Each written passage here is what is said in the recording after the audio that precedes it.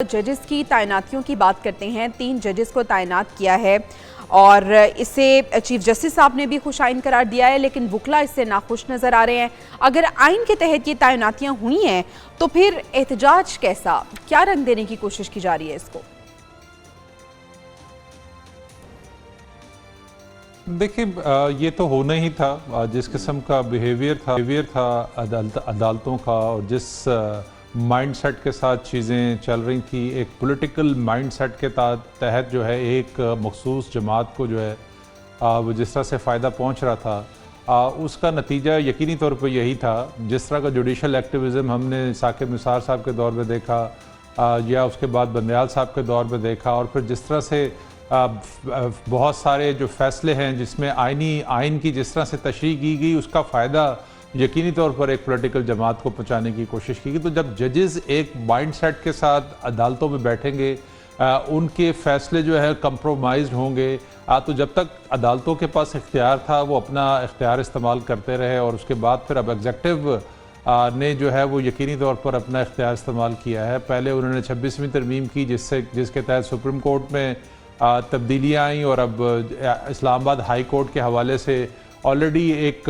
तहफ़्फ़ुज़ात पाए जाते थे। आपको पता है कि वो 6 जजेस ऑलरेडी एक ऑब्ज़र्वेशन दे चुके थे, अपने ख़त के ज़रिए तहफ़्फ़ुज़ात का इजहार कर चुके थे। और अब जो नई जो होनी है सुप्रीम कोर्ट ऑफ पाकिस्तान के अंदर नए जजेस की तकर्री होनी है, तो उसमें कभी इम्कान तो यही है कि जो चीफ जस्टिस हैं इस्लामाबाद हाई कोर्ट के, वो सुप्रीम कोर्ट ऑफ पाकिस्तान चले जाएंगे। तो उसके बाद जो है वो मोहसिन अख्तर कियानी साहब जो हैं वो सीनियर तरीन जज होते। तो ऑलरेडी तहफ़्फ़ुज़ात हुकूमत में भी पाए जाते थे, क्योंकि बहुत सारे ऐसे फ़ैसले थे जिसकी वजह से हुकूमत को, इस्टेब्लिशमेंट को जो है प्रॉब्लम हुई। तो इस वजह से जो ये तब्दीली की गई है उसका यकीनी तौर पर सीनियरिटी पर असर हुआ है। और आज जो सीनियरिटी लिस्ट जारी की गई है उसमें सरफराज डोगर साहब जो है वो पहले नंबर पे आ गए हैं, सीनियर तरीन जज हो गए। तो अब अगर चीफ जस्टिस सुप्रीम कोर्ट चले जाते हैं तो फिर सरफराज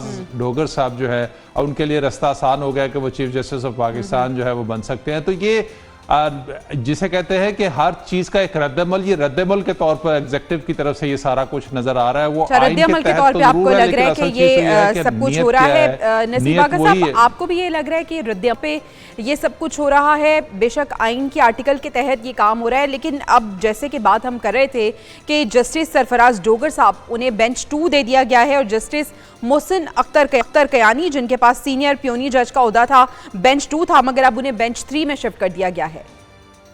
देखिए, यही वो खदशात थे जो इस्लामाबाद हाई कोर्ट के जो मौजूदा जजेस हैं उनको थे, और उन्होंने कबल अज़ वक्त ये ख़त लिख के इस इशू को बहुत बड़ा इशू बना दिया। वक्त से पहले लोगों को कहा, और उनके साथ साथ बहुत सारे वकला जो हैं वो भी शामिल हो गए। अब बात यह है कि अगर तो ये आइन के आर्टिकल 200 के मुताबिक सदर पाकिस्तान ने ऐन कानून के मुताबिक ये फ़ैसला किया और ये ट्रांसफ़र्स की हैं, तो फिर मेरा ख्याल में इस पर किसी को एतराज़ करना तो नहीं चाहिए। लेकिन हुआ ये है कि जब सीनियरिटी लिस्ट चेंज हुई है, एक तो ये वजह, और दूसरा ये मौका देखें, और वही जजेस 6-7 जिन्होंने इससे पहले भी एक मशहूर व मारूफ ख़त लिखा जो कंट्रोवर्शियल बना, जिस पे बहुत ज़्यादा ले दे हुई, अब उसी चीज़ का दोबारा तसलसल आपके सामने आपको नज़र आ रहा है। इस वजह से ये ज़्यादा इशू नज़र आ रहा है लोगों को। अगर ये इस तरह के इश्यूज़ ना होते तो शायद ये बात इतनी हाईलाइट ना होती। जब उनकी सीनियरिटी चेंज हुई, जब हाई कोर्ट के इस्लामाबाद हाई कोर्ट के जजेस जो हैं उनमें से कोई चीफ जस्टिस नहीं बन सका, और अचानक ये 3 जजेस का जो तबादला हुआ है, अगरचे ये बात कुछ मुनासिब लगी नहीं है ना सब लोगों को, वकला को भी, जजेस को भी। अदरवाइज़ अगर ये रूटीन में चुप करके काम पहले का हो चुका होता तो शायद ये इतना बुरा ना लगता। ये ख़राब लगा इसलिए है, इसका जो इशू बन रहा है वो इस वजह से है कि एक तो अचानक उनकी सीनियरिटी जो है वो डिस्टर्ब हो गई। जैसे सरफराज डोगर साहब सीनियर प्योनी जज बन गए, और यकीनी तौर पर आने वाले वही जो chief justice of Islamabad high court होंगे, और जो नंबर पहले पे थे वो अब नंबर 2 पे हो गए। जब इस तरह का जो इनकी जो चेंज होती है सीनियरिटी, तो यकीनी तौर पर जजेस जो हैं अपना रिएक्शन देते हैं और फिर वकला भी उनके साथ हैं। आपने देखा कि बहुत सारे वकला ने भी इस पर एहतजाज किया और कल जो है बहुत सारी अदालतों में बायकआउट हो रहा है, जो कि एक अच्छी बात नहीं है। मैं ये समझता हूँ कि अगर कोई काम कानून आइन के मुताबिक सदर पाकिस्तान ने किया है तो उस पर किसी को इतराज़ नहीं होना चाहिए। ठीक है, आपको लगता है कि इस पे इतराज़ नहीं होना चाहिए। जवाद फैजी साहब, जजेस के हालिया तबादले हो रहे हैं, आप देख रहे हैं कि अदलिया इसमें तकसीम होती हुई नजर आ रही है, सूरत हाल कहाँ जाती हुई आप देख रहे हैं? देखिए, मैं नहीं समझता कि तकसीम नज़र आ रही है। ये तकसीम होगी ना होनी चाहिए। पूरी दुनिया के अंदर जितनी भी अदालतें होती हैं उस पे अंदर कोई हरफ आखिर नहीं होता कि सीनियरिटी पे नंबर 1 पे जो है वही चीफ़ जस्टिस बनेगा और बाकी मुंह देखते रह जाएंगे। ऐसा भी नहीं होता। इसकी स्टडी और रिसर्च करेंगे तो हमें बहुत सारी चीज़ें ऐसी मिल जाएंगी दुनिया भर से। एक बात मैं बिल्कुल वागा साहब कह रहे हैं कि अगर तो सदर मुमलिकत ने कानून के मुताबिक काम किया है तो फिर किसी जज को, किसी वकील को, किसी बार को उस पर एहतजाज और बाइकाट और हड़ताल इसकी ज़रूरत नहीं है। ये एक सोची समझी चीज़ें कुछ होती हैं, मुबैना तौर पे जो इधर उधर से आ जाती हैं और उसके बाद उस बात का बतंगड़ बनाया जाना, पूरी दुनिया में ये साबित करने की कोशिश करना कि जजेस जो है अपनी मर्ज़ी के लाए जा रहे हैं और खुदा न खास्ता फ़ैसले अपनी मर्ज़ी के कराए जाएंगे। ये दागदारियाँ जो है ना, ये उसकी एक साजिश होती है। बाकी आपके सामने ही है, मेरे मुअज़्ज़ज़ दोस्त यहाँ बैठे हुए हैं, कि पूरी दुनिया में मराहत के हवाले से 7वें नंबर पर जो अदलिया हो और वो इंसाफ की फराहमी में किस जगह पे बैठी है, लिहाजा उस पर ज़्यादा हमें गुफ्तगू करने की ज़रूरत है। उस पर इज़्ज़त व इफ़्फ़त माब जो जस्टिस साहबान हैं उनको उस पर ज़्यादा तवज्जो देने की ज़रूरत है, ना कि इस बात पे कि कोई अगर पंजाब से या लाहौर हाई कोर्ट से आ गए या सिंध हाई कोर्ट से या बलूचिस्तान से। और माजी का मैं एक हवाला भी दे दूँ, माजी के अंदर एक जस्टिस साहब लाहौर हाई कोर्ट से आए और उसके बाद इसी तरह ही हड़ताल हुई, इसी तरह एहतजाज हुआ और उस वक्त के जो बार के सदर थे वो भी जज बन गए।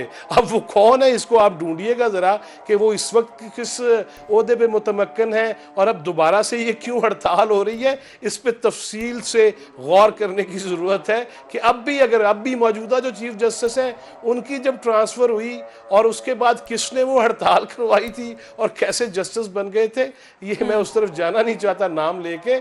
इस पे ज़रूर आप भी गौर कीजिएगा। चलिए आदिल साहब, जो मौजूदा चीफ जस्टिस हैं उन्होंने तो इस तबादले को खुशाइन करार दिया है।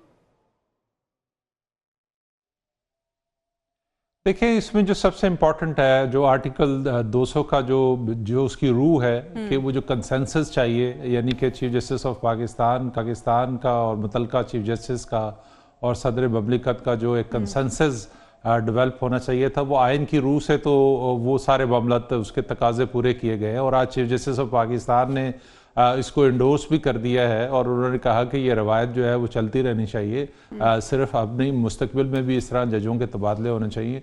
तो इसके बाद तो जो है वो वकला को एहतजाज, यकीनी तौर पर एक आपको पता है कि वकला एक मखसूस ग्रुप से ताल्लुक़ है और वो इस मौके का फ़ायदा उठाने की कोशिश करते हैं, एक पॉलिटिकल हाइप क्रिएट करने की कोशिश कर रहे हैं। लेकिन ये सिर्फ रिएक्शन जो है हमें इस्लामाबाद हाई कोर्ट में ही जो है वो देखने को मिल रहा है। सुप्रीम कोर्ट बार ने तो ऑलरेडी इसकी हिमायत कर दी है। तो वकला ऑलरेडी तकसीम ज़्यादा है।